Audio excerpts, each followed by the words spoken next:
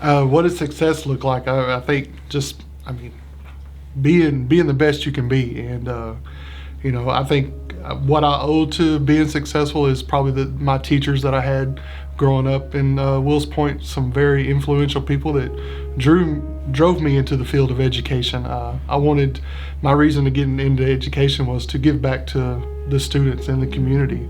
Success, I think, is, it can be defined in so many different ways, but success is, are you reaching the goals, big or small, that you create for yourself?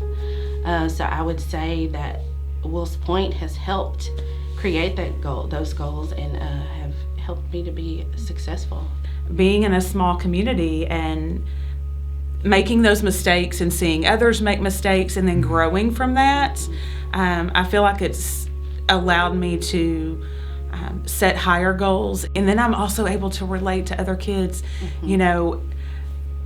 other kids who live in Myrtle Springs. Right. Yeah. Who don't think that they'll ever be able to go to college or be a teacher or be an administrator or be an attorney or be anything like a doctor, anything like that, because of where they live as, an 8 or 9 year old. Yeah. And so it's good sometimes to be able to have those conversations with parents and say, hey, it does not matter.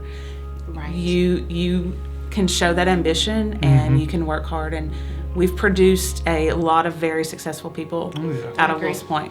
And so it's something I think we should be proud of. Yes.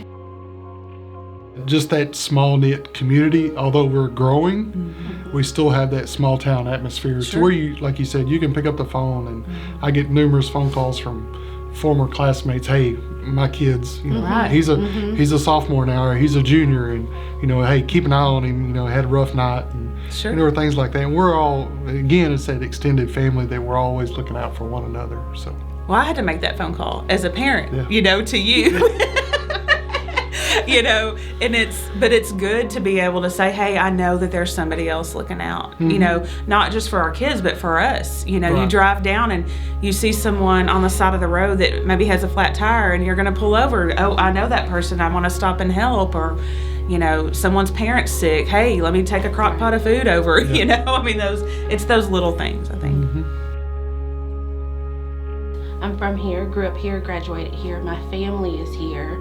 The other thing is I want to represent the community that I came from, and just to be able to give that community a voice.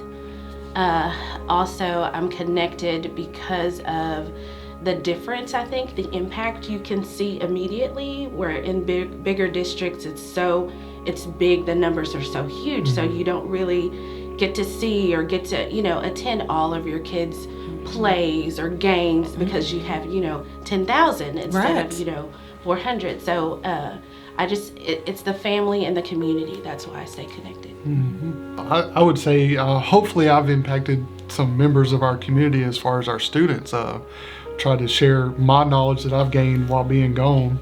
Like I said, I was gone for 15 years before coming back home, because I consider this home. And I always tell our students, you don't have to live in Wills Point forever.